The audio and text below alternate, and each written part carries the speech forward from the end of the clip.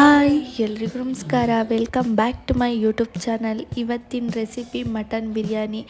ನೀವು ಈ ಥರ ಒಂದ್ಸಲ ಮನೇಲಿ ಟ್ರೈ ಮಾಡಿ ನೋಡಿ, ಮತ್ತೆ ಮತ್ತೆ ತಿನ್ಬೇಕನ್ಸುವ ಮಟನ್ ಬಿರಿಯಾನಿ ತುಂಬ ಟೇಸ್ಟಿಯಾಗಿ ಹೇಗೆ ಮಾಡೋಣ ಅಂತ ನೋಡ್ಕೊಂಡು ಬರೋಣ ಬನ್ನಿ. ಅದಕ್ಕೇನೇನೆಲ್ಲ ಇಂಗ್ರೀಡಿಯೆಂಟ್ಸ್ ಬೇಕಂತ ಹೇಳಿ ತೋರಿಸ್ತಾ ಇದ್ದೀನಿ. 1/4 kg ಜಾಸ್ತಿ ಮಟನ್ನ ತೊಳೆದು ವಾಶ್ ಮಾಡಿ ಇಟ್ಕೊಂಡಿದ್ದೀನಿ. ಒಂದು ಕುಕ್ಕರ್ಗೆ 1 ಸ್ಪೂನಷ್ಟು ಆಯಿಲನ್ನ ಹಾಕ್ಕೊಂಡು ತೊಳೆದಿಟ್ಕೊಂಡಿರೋಂಥ ಮಟನ್ನ ಹಾಕ್ಕೊಳ್ತಾ ಇದ್ದೀನಿ. ಆ ಮಟನ್ನಲ್ಲಿರೋ ನೀರಂಶ ಎಲ್ಲ ಹೋಗೋ ತನಕ ಅದನ್ನು ಫ್ರೈ ಮಾಡ್ಕೊಳ್ಬೇಕು. ಅದು ಚೆನ್ನಾಗಿ ಫ್ರೈ ಆದಮೇಲೆ ಒಂದು ಸ್ವಲ್ಪ ಟರ್ಮರಿಕ್ ಪೌಡರ್ನ ಹಾಕ್ಕೊಂಡು, ಮತ್ತು ರುಚಿಗೆ ತಕ್ಕಷ್ಟು ಉಪ್ಪು, ಮತ್ತು ಖಾರಕ್ಕೆ ಇಲ್ಲಿ ಚಿಲ್ಲಿ ಪೌಡರ್ನ ಹಾಕ್ಕೊಳ್ತಾ ಇದ್ದೀನಿ. 1 ಸ್ಪೂನ್ಗಿಂತ ಜಾಸ್ತಿನೇ ಹಾಕ್ಕೊಳ್ತಾ ಇದ್ದೀನಿ. ನಿಮಗೆ ಖಾರಕ್ಕೆ ಎಷ್ಟು ಬೇಕಷ್ಟು ಹಾಕ್ಕೊಳ್ಬೋದು. ಇದನ್ನೆಲ್ಲ ಚೆನ್ನಾಗಿ ಮಿಕ್ಸ್ ಮಾಡಿಕೊಂಡು, ಇದನ್ನು ಅಷ್ಟೇ ಚೆನ್ನಾಗಿ ಎಣ್ಣೆ ಬಿಡೋ ತನಕನೂ ಫ್ರೈ ಮಾಡ್ಕೊಳ್ಬೇಕಾಗುತ್ತೆ.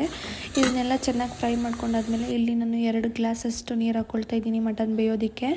ಮಟನ್ ಎಷ್ಟು ಚೆನ್ನಾಗಿ ಬೇಯುತ್ತೋ ಅಷ್ಟು ಚೆನ್ನಾಗೇ ಬಿರಿಯಾನಿ ಆಗುತ್ತೆ ಅಂತಲೇ ಹೇಳ್ಬೋದು. ಇದನ್ನೆಲ್ಲ ಚೆನ್ನಾಗಿ ಒಂದು ಸಲ ಮಿಕ್ಸ್ ಮಾಡ್ಕೊಂಡಾದ್ಮೇಲೆ ಈಗ ನಾನು ಕುಕ್ಕರ್ ಲಿಡ್ನ ಕ್ಲೋಸ್ ಮಾಡಿಕೊಂಡು ಒಂದು 10 ವಿಸಲ್ನ ತೆಗೆಸ್ಕೊಳ್ತಾ ಇದ್ದೀನಿ. ಇದು 10 ವಿಸಲ್ ತೆಗ್ದಾದ್ಮೇಲೆ ಈಗ ಮೇನ್ ಇಂಗ್ರೀಡಿಯೆಂಟ್ಸ್ ಏನೇನು ಬೇಕಂತ ಹೇಳ್ತಾ ಇದ್ದೀನಿ. ಫಸ್ಟು ಒಂದು ಬಾಣಲಿ ತೊಗೊಂಡು 2 ಸ್ಪೂನಷ್ಟು ಆಯಿಲ್ನ ಹಾಕ್ಕೊಂಡಾದ್ಮೇಲೆ ಅದಕ್ಕೆ 1 ಇಂಚಷ್ಟು ಚಕ್ಕೆನ ಹಾಕ್ಕೊಳ್ತಾ ಇದ್ದೀನಿ, 2 ಏಲಕ್ಕಿ, ಮತ್ತು 1 ಪಲಾವ್ ಎಲೆನ ಹಾಕ್ಕೊಳ್ತಾ ಇದ್ದೀನಿ, ಮತ್ತು ಒಂದು 7 ಲವಂಗನ ಹಾಕ್ಕೊಂಡು, ಮತ್ತು ಇಲ್ಲಿ ಗಸಗಸೆ ಹಾಕಿರೋ ಕ್ಲಿಪ್ಪಿಂಗ್ಸ್ ಮಿಸ್ ಆಗಿದೆ, ಒಂದು ಅರ್ಧ ಸ್ಪೂನ್ ಹಾಕ್ಕೊಂಡಿದ್ದೀನಿ, ಮತ್ತು 2 ಚಿಕ್ಕ ಈರುಳ್ಳಿನ ಸ್ಲೈಸಾಗಿ ಕಟ್ ಮಾಡಿ ಹಾಕ್ಕೊಂಡಿದ್ದೀನಿ, ಮತ್ತು ಕಸ್ತೂರಿ ಮೆಂತ್ಯನ ಹಾಕ್ಕೊಳ್ತಾ ಇದ್ದೀನಿ. ಇಷ್ಟೆಲ್ಲ ತೊಗೊಂಡು ನಾವು ಫ್ರೈ ಮಾಡೋದ್ರಿಂದ ತುಂಬಾ ಟೇಸ್ಟಿಯಾಗಿ ಆಗುತ್ತೆ ಅಂತಲೇ ಹೇಳ್ಬೋದು ಬಿರಿಯಾನಿ. ಮತ್ತು ಅದ್ರ ಘಮನೂ ಅಷ್ಟೇ ಈ ಥರ ಫ್ರೈ ಮಾಡ್ಕೊಂಡು ಮಾಡೋದ್ರಿಂದ ತುಂಬ ಚೆನ್ನಾಗಿರುತ್ತೆ. ಇದನ್ನೆಲ್ಲ ಹಾಕ್ಕೊಂಡಾದ್ಮೇಲೆ ನಾನಿಲ್ಲಿ ಒಂದು 8 ಹಸಿಮೆಣ್ಸಿನ್ಕಾಯಿನ ಹಾಕ್ಕೊಳ್ತಾ ಇದ್ದೀನಿ. ನಿಮ್ಮ ಖಾರ ತಕ್ಕಂತೆ ನೀವು ಹಾಕ್ಕೊಳ್ಬೋದು. ನಾನಿಲ್ಲಿ ಒಂದು ಸ್ವಲ್ಪ ಕಮ್ಮಿನೇ ಆ್ಯಡ್ ಮಾಡ್ತಾಯಿದ್ದೀನಿ, ನಮ್ಮನೆ ಜಾಸ್ತಿ ಖಾರ ತಿನ್ನಲ್ಲ. 1 ಹಿಡಿಯಷ್ಟು ಬೆಳ್ಳುಳ್ಳಿ ಹಾಕ್ಕೊಳ್ತಾ ಇದ್ದೀನಿ, ಮತ್ತು ಇವಾಗ 1 ಇಂಚಷ್ಟು ಶುಂಠಿನ ಹಾಕ್ಕೊಳ್ತಾ ಇದ್ದೀನಿ. ಅದನ್ನು ಚಿಕ್ಕ ಚಿಕ್ಕ ಪೀಸಸ್ ಆಗಿ ಮಾಡಿಕೊಂಡು ಇದನ್ನೆಲ್ಲ ಚೆನ್ನಾಗಿ ಹಸಿ ವಾಸನೆ ಹೋಗೋ ತನಕ ಫ್ರೈ ಮಾಡ್ಕೊಳ್ಳಿ.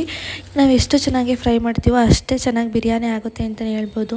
ಹುರಿದಿಟ್ಕೊಂಡಿರೋದೆಲ್ಲನೂ ಒಂದು ಪ್ಲೇಟ್ಗೆ ಸರ್ವ್ ಮಾಡ್ಕೊಂಡಾದ್ಮೇಲೆ ಲಾಸ್ಟಿಗೆ ಇಲ್ಲಿ ನಾನು ಕೊತ್ತಂಬರಿ ಸೊಪ್ಪು ಮತ್ತು ಪುದೀನ ಸೊಪ್ಪನ್ನ ಫ್ರೈ ಮಾಡ್ಕೊಳ್ತಾ ಇದ್ದೀನಿ. ಪುದೀನ ಸೊಪ್ಪು ಮತ್ತು ಕೊತ್ತಂಬರಿ ಸೊಪ್ಪನ್ನ ಲಾಸ್ಟಿಗೆ ಫ್ರೈ ಮಾಡ್ಕೊಳ್ತಾ ಇದ್ದೀನಿ ಅಂದರೆ ಅದರಲ್ಲಿ ಹಸಿ ವಾಸನೆ ಎಲ್ಲ ಇರುತ್ತಲ್ಲ ಅದೆಲ್ಲ ಹೋಗಲಿ ಅಂತ. ಈ ಥರ ಎಲ್ಲ ಚೆನ್ನಾಗಿ ಬಾಡಿಸ್ಕೊಂಡಾದ್ಮೇಲೆ ಅದನ್ನು ಅಷ್ಟೇ ಆ ಪ್ಲೇಟ್ಗೆ ಹಾಕ್ಕೊಳ್ಬೇಕು. ಪ್ಲೇಟ್ ಇರೋದೆಲ್ಲ ತಣ್ಣಗೆ ಆಗಿಬಿಟ್ಬಿಟ್ಟು ಲಾಸ್ಟಿಗೆ ಜಾಮೂನ್ ಟೊಮೊಟೊನ ಹಾಕ್ಕೊಳ್ತಾ ಇದ್ದೀನಿ. ನಿಮಗೆ ಹುಳಿ ಟೊಮೊಟೊ ಇದ್ದರೆ ಹುಳಿ ಟೊಮೊಟೊ ಹಾಕ್ಕೊಬೋದು, ಇಲ್ಲ ಜಾಮೂನ್ ಟೊಮೊಟೊನ ಹಾಕ್ಕೊಳ್ಬೋದು. ಮಿಕ್ಸಿ ಜಾರ್ಗೆ ಹಾಕ್ಕೊಂಡು ಎಲ್ಲನೂ ಹಾಕ್ಕೊಳ್ತಾ ಇದ್ದೀನಿ. ಕೊತ್ತಂಬರಿ ಸೊಪ್ಪು ಮತ್ತು ಪುದೀನ ಸೊಪ್ಪನ್ನ ನಾನು ಲಾಸ್ಟಿಗೆ ಹಾಕ್ಕೊಳ್ತೀನಿ.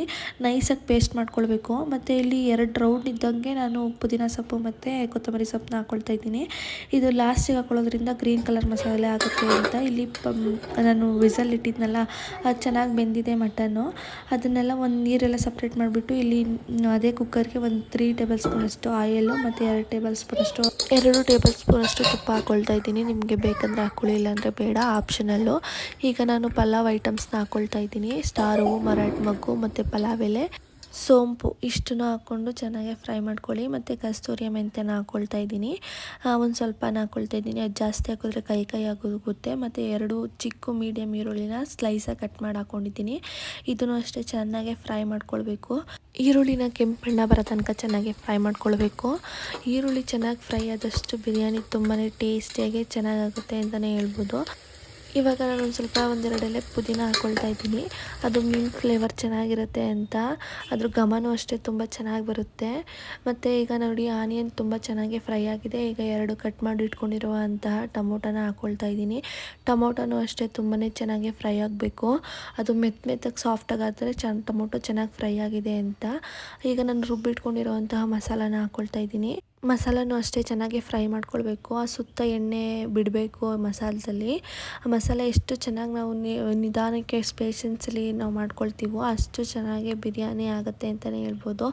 ಮತ್ತು ನಾವು ಅದು ಜಾರಿಗೆ ಅಂಟಿರೋ ಮಸಾಲಾನ ಒಂದು ಸ್ವಲ್ಪ ನೀರು ಹಾಕ್ಕೊಂಡು ಅದನ್ನು ಹಾಕ್ಕೊಳ್ತಾ ಇದ್ದೀನಿ. ಇದು ಚೆನ್ನಾಗಿ ಬೇಯಿಸಬೇಕು. ಅಂದರೆ ಸುತ್ತ ಎಣ್ಣೆ ಬಿಟ್ಕೊಳ್ಳೋ ತನಕ ಫ್ರೈ ಮಾಡ್ಕೊಳ್ಬೇಕು. ಅದಕ್ಕೆ ಒಂದು ಸ್ವಲ್ಪ ಹೊತ್ತು ಲಿಡ್ನ ಕ್ಲೋಸ್ ಮಾಡಿದ್ದೀನಿ. ನೋಡಿ, ಸುತ್ತ ಎಲ್ಲ ಎಣ್ಣೆ ಬಿಟ್ಕೊಂಡಾದ್ಮೇಲೆ ನಾನು ಅದಕ್ಕೆ ಒಂದು 3 ಟೇಬಲ್ ಸ್ಪೂನಷ್ಟು ಮೊಸರನ್ನ ಹಾಕ್ಕೊಳ್ತಾ ಇದ್ದೀನಿ. ಅದನ್ನು ಅಷ್ಟೇ ಒಂದು ಸ್ವಲ್ಪ ಹೊತ್ತು ತಿರುಗಿಸ್ಕೊಂಡಾದಮೇಲೆ ಇಲ್ಲಿ ನಾನು ಧನಿಯಾ ಪೌಡರ್ನ 1 ಟೇಬಲ್ ಸ್ಪೂನಷ್ಟು ಹಾಕ್ಕೊಳ್ತಾ ಇದ್ದೀನಿ. ಇಷ್ಟನ್ನೆಲ್ಲ ಮಸಾಲೆಗಳನ್ನ ಹಾಕ್ಕೊಳ್ತಾ ಇರೋದ್ರಿಂದ ಮತ್ತು ಇಲ್ಲಿ ಚಿಲ್ಲಿ ಪೌಡರ್ ಖಾರಕ್ಕೆ ತಕ್ಕಂತೆ ಹಾಕ್ಕೊಳ್ತಾ ಇದ್ದೀನಿ. ಆಗಲೇ ಹಸಿಮೆಣ್ಸಿನ್ಕಾಯಿ ಹಾಕಿದ್ರಿ. ಮತ್ತು ಇಲ್ಲಿ ಬಿರಿಯಾನಿ ಮಸಾಲ ಹಾಕ್ಕೊಳ್ತಾ ಇದ್ದೀನಿ, ಮಟನ್ ಮಸಾಲ 2 ಸ್ಪೂನಷ್ಟು. ಇದನ್ನೆಲ್ಲ ಹಾಕ್ಕೊಂಡಾದ್ಮೇಲೆ ತಿರುಗಿಸ್ಕೊಂಡು ನಾನು ಲಾಸ್ಟಿಗೆ ಟರ್ಮರಿಕ್ ಪೌಡರ್ ಮತ್ತು ರುಚಿಗೆ ತಕ್ಕಷ್ಟು ಉಪ್ಪನ್ನ ಹಾಕ್ಕೊಳ್ತಾ ಇದ್ದೀನಿ. ಉಪ್ಪು ಅಷ್ಟೇ ನೋಡ್ಕೊಂಡು ಹಾಕ್ಕೊಳ್ಳಿ, ನೀವು ಮಟನ್ ಬೇಯೋದಕ್ಕೂ ಹಾಕ್ಕೊಂಡಿರ್ತೀರ. ಇದನ್ನೆಲ್ಲ ಹಾಕ್ಕೊಂಡಾದ್ಮೇಲೆ ನಾವು ಇನ್ನೊಂದು ಸ್ವಲ್ಪ ತಿರುಗಿಸ್ಕೊಂಡು ಲಾಸ್ಟಿಗೆ ನಾವು ಬೇಯಿಸಿಟ್ಕೊಂಡಿರೋವಂತಹ ಮಟನ್ನ ಹಾಕ್ಕೊಳ್ತಾ ಇದ್ದೀನಿ. ಮಟನ್ನು ಅಷ್ಟಿಗೆ ಮಸಾಲೆಯಲ್ಲಿ ಚೆನ್ನಾಗಿ ಫ್ರೈ ಮಾಡ್ಕೊಳ್ಬೇಕು, ಒಂದು 5 ನಿಮಿಷ ಚೆನ್ನಾಗಿ ಫ್ರೈ ಮಾಡ್ಕೊಂಡಾದ್ಮೇಲೆ ನಾನಿಲ್ಲಿ 2 ಲೋಟ ಅಕ್ಕಿನ ತೊಗೊಂಡಿದ್ದೀನಿ. ಈ ಗ್ಲಾಸಲ್ಲಿ, ಅದೇ ಗ್ಲಾಸ್ದಲ್ಲಿ ನಾನು 4 ಗ್ಲಾಸ್ ನೀರನ್ನ ಹಾಕ್ಕೊಳ್ತಾ ಇದ್ದೀನಿ.